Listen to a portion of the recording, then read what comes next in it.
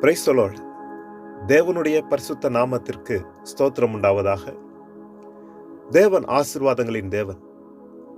அவர் நம்மை நித்தமும் பாதுகாப்பார், காப்பாற்றுவார், உயர்ந்த ஸ்தானத்திலே நம்மை நிறுத்துவார். கர்த்தர் நம்மை ஆசீர்வதிப்பாராக. இந்த நாளிலும் எதிலும் ஜெயம் என்ற தலைப்பில் 1 சாமுவேல் புஸ்தகத்தில் 17ஆம் அதிகாரத்திலே 47வது வசனத்தை நான் வாசிக்கிறேன். கர்த்தர் பட்டயத்தாலும் ஈட்டியினாலும் ரட்சிக்கிறவர் அல்ல.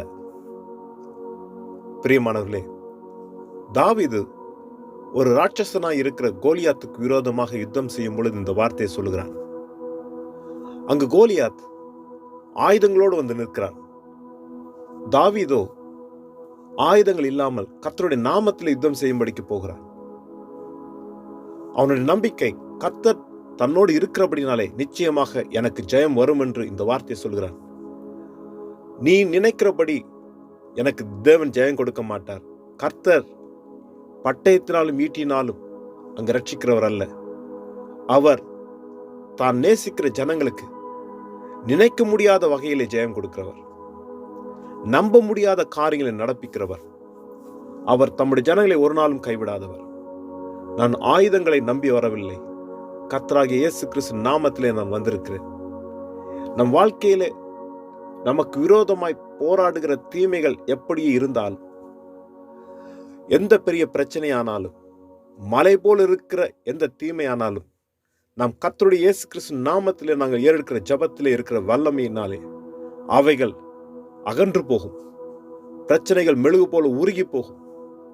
நமக்கு ஜெயம் கொடுக்கிற தேவன் நமக்கு கூட இருக்கிறார். அவர் நம்மோட கூட இருக்கிறார். அவர் பட்டயத்தினாலும் ஈட்டினால் ரட்சிக்கிறவர் அல்ல. நாம் ஏறெடுக்கிற ஜபத்திலே பலன் உண்டு. அவர் நாம் நினைத்து பார்க்க முடியாத, எண்ணி பார்க்க முடியாத, இதுவரை கேள்விப்பட்டிராத காரியங்களை நமக்கு நடப்பித்து நம் வாழ்க்கையில ஜெயத்தை தருவார். அங்கு 1 கொரிந்தியர் புஸ்தகத்திலே 15ஆம் அதிகாரம் 57வது வசனத்தில் பார்க்கிறோம். நம்முடைய கர்த்தராகிய இயேசு கிறிஸ்துவினாலே நமக்கு ஜெயம் கொடுக்கிற தேவனுக்கு ஸ்தோத்திரம். இயேசு கிறிஸ்துவினாலே நமக்கு ஜெயம் கொடுக்கிற தேவன். கிறிஸ்துவின் நாமத்தில் நாங்கள் ஏறெடுக்கிற ஒவ்வொரு ஜபத்துக்கும் தேவன் பதில் கொடுப்பார்.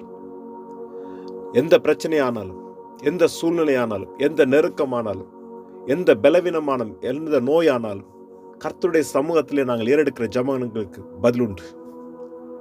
நாம் போராடுகிற இந்த தீமைகளுக்கு விரோதமான ஜெயம் நமக்கு உண்டு. கர்த்தர் நம்மோடு கூட இருக்கிறார். நினைத்து பார்க்க முடியாத அளவுக்கு தேவன் நன்மையை செய்ய போகிறார். சோர்ந்து போகாமல் ஆண்டவருடைய சமூகத்திலே காத்திருப்போம். அவர் கொடுக்கிற ஜெயத்துக்கு நாங்கள் ஆயத்தமாவோம்.